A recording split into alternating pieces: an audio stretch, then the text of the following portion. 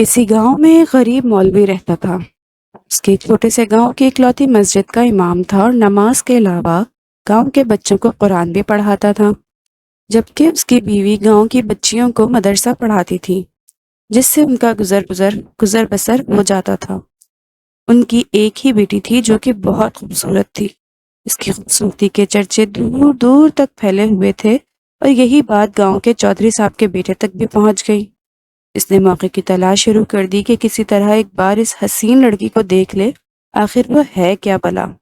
ایک دن وہ مولوی صاحب کے گھر چلا گیا کہ کچھ نیاز وغیرہ دینے کے بہانے مولوی کی بیٹی کا دیدار ہو جائے گا، اور اس طرح وہ اپنے مقصد میں کامیاب ہو گیا۔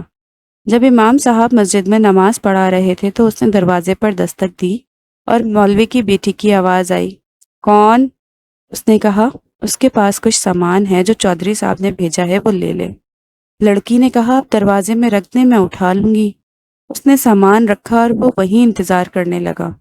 جب لڑکی نے سمجھا کہ سامان رکھنے والا چلا گیا ہے تو اس نے سامان اٹھانے کے لیے دروازہ کھولا۔ تب اس لڑکے نے اسے دیکھ لیا، اور صرف دیکھا ہی نہیں بلکہ اس پر عاشق ہو گیا۔ وہ وہیں اپنا دل اسے دے بیٹھا۔ لڑکا گھر آیا اور ضد پکڑ لی کہ اس نے شادی کرنی ہے تو مولوی کی بیٹی سے ہی کرنی ہے۔ چودھری صاحب اس رشتے کے حق میں نہیں تھے۔ انہوں نے پھر بھی بیٹے سے کہا کہ میں جا کر مولوی سے بات کروں گا۔ چودھری صاحب آئے اور مولوی سے کہا، میرا بیٹا شراب پیتا ہے، جوا کھیلتا ہے، دنیا کی ہر برائی ہے اس میں پھر بھی اپنے بیٹے کے لیے آپ کی بیٹی کا رشتہ مانگنے آیا ہوں، لیکن اگر آپ انکار کریں گے تو میں ہنسی خوشی چلا جاؤں گا۔ یہ مت سوچے گا کہ میری ناراضگی سے آپ کی زندگی میں کوئی خلل پڑے گا۔ اب ظاہر سی بات ہے مولوی صاحب نے انکار ہی کرنا تھا۔ چودھری صاحب گھر گئے اور بیٹے سے کہا کہ مولوی نے تو انکار کر دیا ہے، اب دوبارہ کبھی اس گلی سے بھی نہ گزرنا۔ لیکن لڑکے کو بہت غصہ آیا کہ اتنی دولت، عزت اور شہرت کے باوجود مولوی نے یہ رشتہ کیسے ٹکرا دیا۔ اب اس کو دل میں آیا کہ اس نے اس سے انتقام ضرور لینا ہے، اور اس نے دل میں انتقام کی ٹھان لی۔ ادھر مولوی صاحب کی بیٹی بیمار ہو گئی اور اسے پیٹ میں درد شروع ہو گیا۔ پہلے تو وہ گھریلو ٹوٹکوں سے علاج کرتے رہے، لیکن جب بیٹی کا پیٹ پھولنے لگا تو وہ گاؤں کے واحد حکیم کے پاس چلے گئے۔ اس وقت الٹرا ساؤنڈ وغیرہ اور جدید آلات تو تھے نہیں، لہٰذا حکیم صاحب نے بچی کی نبض چیک کی، پیٹ درد کی شدت جانچتے ہوئے بتایا کہ آپ کی بیٹی حاملہ ہے۔ مولوی کے گھر میں تو جیسے کوہرام مچ گیا، ایک قیامت آن پڑی۔ مولوی نے بیٹی کو بہت مارا پیٹا کہ کس کے ساتھ منہ کالا کروا کر آ گئی، کس کا بچہ ہے تیرے پیٹ میں۔ ایک دو بار اسے قتل بھی کرنا چاہا، لیکن اس کی والدہ بیچ میں آ گئی۔ انہیں یقین تھا کہ اس کی بیٹی بے گناہ ہے۔ وہاں ان کی بیٹی بھی اس امتحان پر اللہ سے امید لگا کر بیٹھ گئی کہ اب کوئی معجزہ ہی اسے اس ناکردہ گناہ سے نکال سکتا ہے۔ ادھر چودھری کے بیٹے نے جب 2-3 بار مولوی کو بیٹی کے ہمراہ حکیم کے پاس جاتا دیکھا تو حکیم کے پاس چلا گیا۔ تھوڑی سی رقم ادا کی تو حکیم نے ساری بات اگل دی۔ چودھری کا بیٹا واپس آیا اور گاؤں کے میراثی کو کچھ رقم دے کر سارے گاؤں میں اعلان کروا دیا کہ مولوی کی بیٹی بغیر نکاح کیے حاملہ ہو گئی ہے۔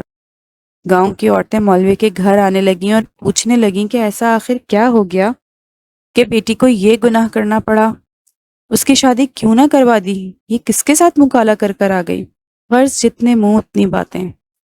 گاؤں کی پنچایت نے مولوی صاحب سے امامت واپس لے لی اور انہیں 1 ماہ کا وقت دے دیا کہ وہ اپنی رہائش کا بندوبست کسی اور گاؤں میں کر لیں۔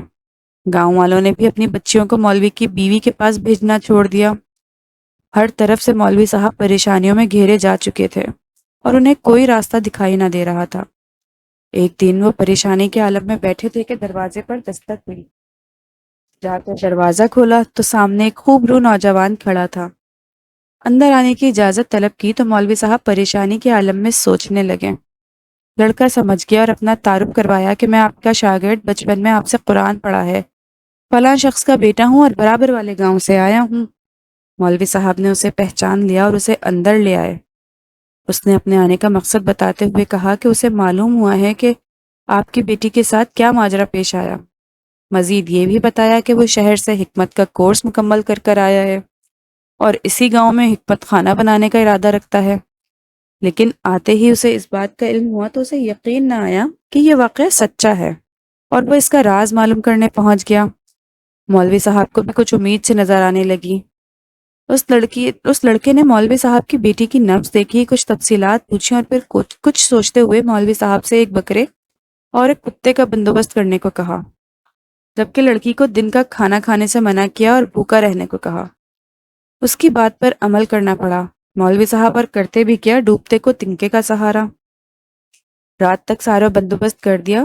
لڑکے یعنی حکیم نے گاؤں کی کچھ معزز عورتوں کو بھی بلوا لیا اور ان سے بکرے کا گوشت پکانے کو کہا۔ جب گوشت پک چکا تو اس لڑکے نے لڑکی سے کہا کہ پیٹ بھر کر گوشت کھائے۔ لڑکی بھی صبح سے بھوکی تھی، جی بھر کر گوشت کھایا۔ جب لڑکی نے گوشت کھا لیا تو اس وقت تک محلے کے کچھ مزید لوگ بھی مولوی کے گھر کے باہر جمع شروع ہو گئے کہ آخر یہاں ماجرا کیا چل رہا ہے۔ اس لڑکے نے مولوی صاحب کی بیٹی کو بلوایا اور دوسرے کمرے میں لے گیا جہاں اس نے پہلے سے کتا ذبح کر کر رکھا ہوا تھا۔ اس لڑکی کو بتایا کہ جو گوشت اس نے کھایا ہے وہ اسی کتے کا گوشت ہے۔ بس پھر کیا تھا، لڑکی نے الٹیاں شروع کر دیں اور جو کچھ کھایا تھا سب باہر آنے لگا۔ کچھ ہی دیر میں اس کے پیٹ سے الٹی کے ذریعے ایک مینڈک بھی باہر آ گیا جسے سب محلے والوں نے اپنی آنکھوں سے دیکھا۔ جیسے ہی مینڈک باہر نکلا لڑکی کو بہت سکون محسوس ہوا۔ تب وہ لڑکا کہنے لگا کہ اس لڑکی نے کسی ندی یا دریا کا پانی پیا تھا۔ اس وقت چھوٹا سا مینڈک کا بچہ اس کے حلق کے ذریعے پیٹ تک جا پہنچا۔ جب وہ مینڈک کا بچہ بڑا ہوا تو اسے تکلیف شروع ہو گئی اور انفیکشن کی وجہ سے پیٹ بھی پھولنا شروع ہو گیا۔ گاؤں کے سب لوگ اس لڑکی کی ذہانت اور حکمت دیکھ چکے تھے اور اس لڑکی کی پاک دامنی بھی سب پر واضح ہو گئی۔ مولوی صاحب نے اس لڑکے کے اصرار پر اپنی بیٹی کا نکاح اس نوجوان سے کر دیا اور یوں وہ ہنسی خوشی اپنی زندگی بسر کرنے لگے۔